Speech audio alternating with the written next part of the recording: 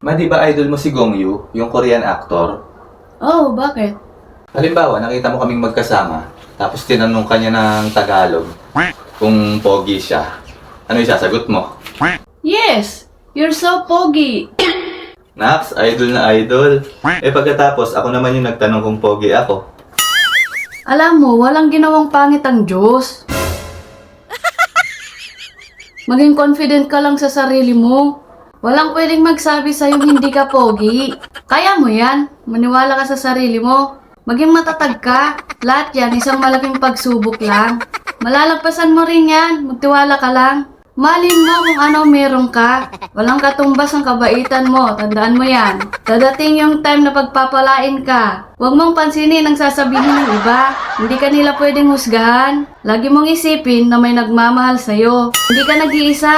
Lagi kang may karamay. Kaya lakasan mo lang loob mo. Laban lang. Shut up! Dami mong alam. Oo, hindi lang sasagot mo eh. Dami-dami mong sinasabi.